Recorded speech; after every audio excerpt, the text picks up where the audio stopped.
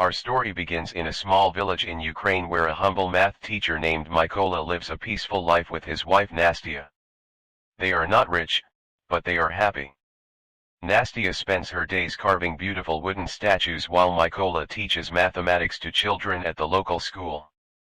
The students love him because of his patience and kindness, except for one spoiled boy named Ivan. Coming from a wealthy family, Ivan constantly mocks Mykola's clothes, appearance, and lifestyle. He hopes to provoke the teacher into losing his temper, but Mykola never reacts.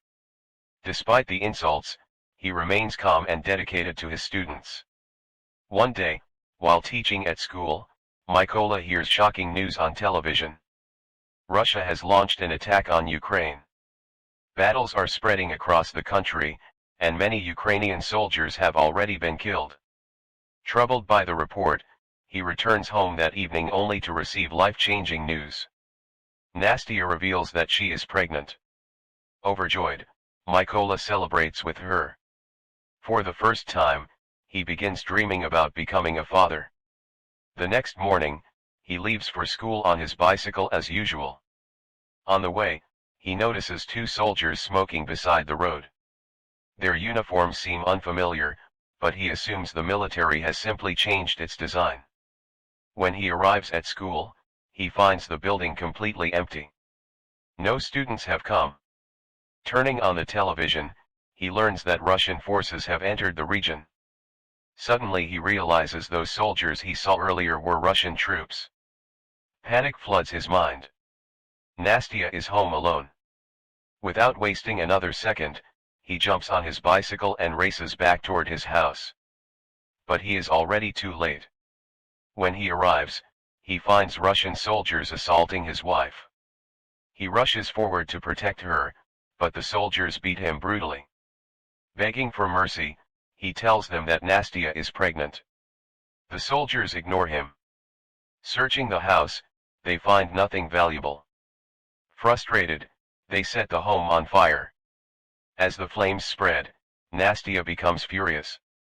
She picks up a stone and throws it at the soldiers. One of them responds instantly by shooting her. The bullet kills her on the spot. Mykola watches in horror as his wife collapses. The woman he loved and the child they were expecting are gone within seconds. As the soldiers leave, he falls beside her body and cries uncontrollably. Hours later, two Ukrainian soldiers discover him. Seeing the destruction, they help bury Nastia. Standing beside her grave, Mykola feels something change inside him. The peaceful teacher is gone. In his place grows a man consumed by grief and revenge. Determined to make the Russians pay, he asks the soldiers to take him to their military base. There he pleads to join the Ukrainian army. At first, a senior officer suspects he may be a spy and refuses. However, after hearing Mykola's story and learning about the murder of his wife and unborn child, the officer agrees to recruit him. Training begins immediately. Unlike the other recruits, Mykola has no military experience. He struggles with weapons and combat drills. While everyone else assembles their rifles quickly, he finishes last. Many soldiers doubt him. Nevertheless, he refuses to quit.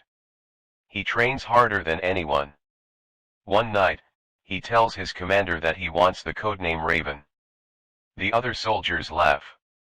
The commander explains that such names must be earned through achievement. Rather than becoming discouraged, Mykola pushes himself even harder. Eventually the army announces that more snipers are needed. Several soldiers volunteer. Mykola volunteers too.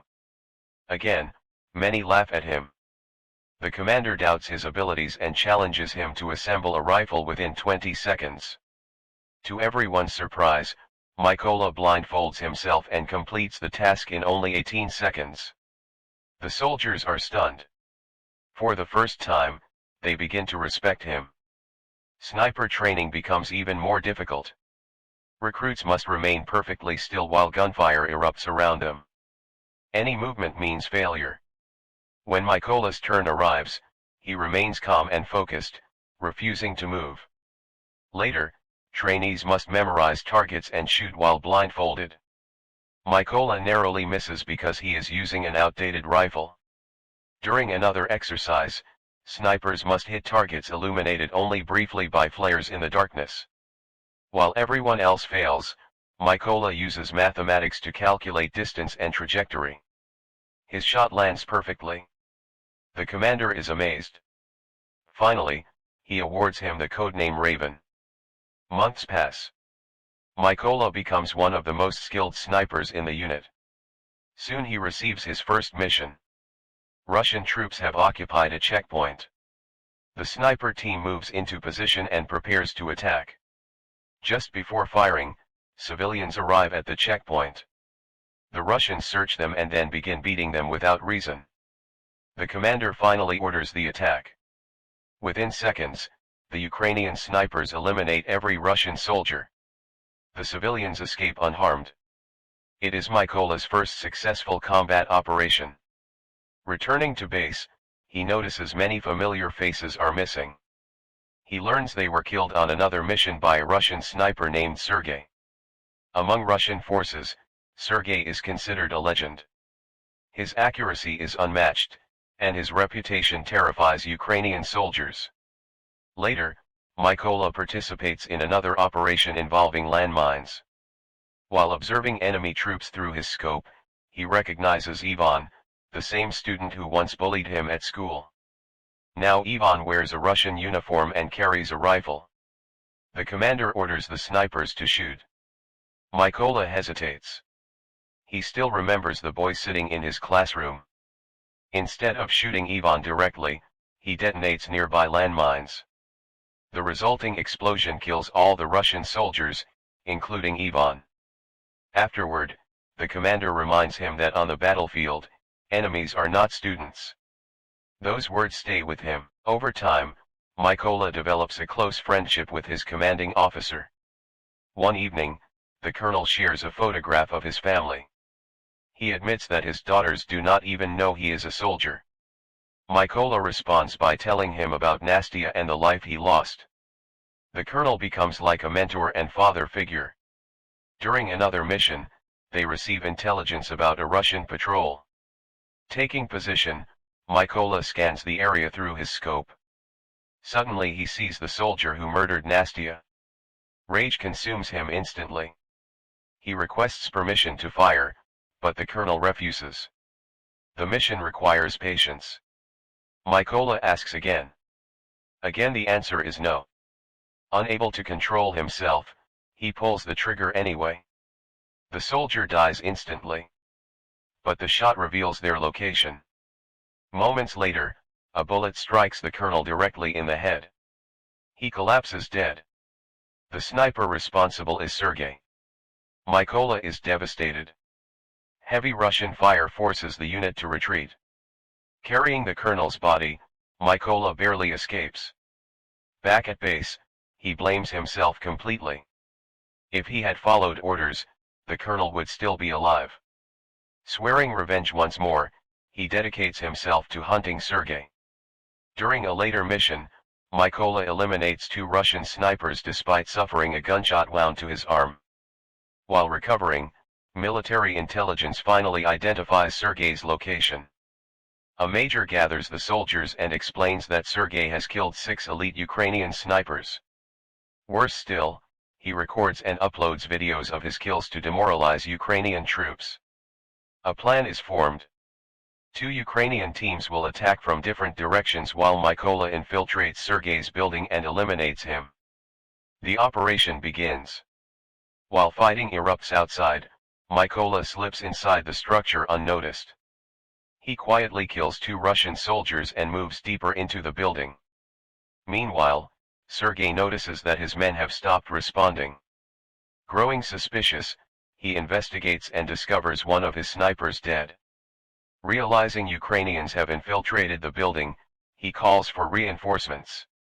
However, they are still 10 minutes away.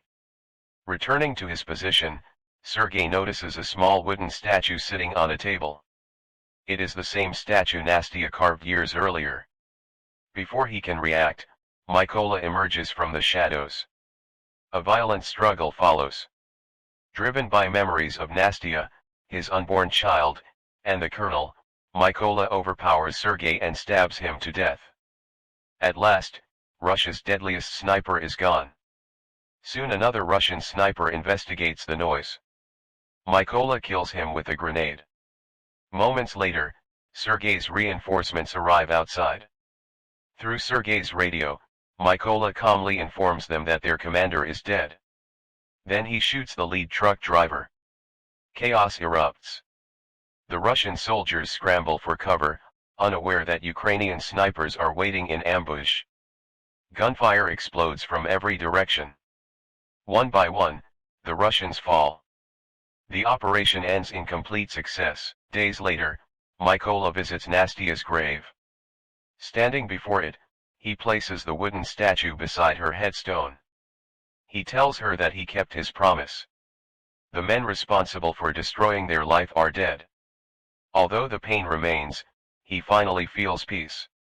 Looking toward the horizon, he swears that he will continue defending Ukraine for as long as he lives. Then Raven turns away from the grave and walks into the distance, ready for whatever battle comes next. The war is not over, but his promise has been fulfilled.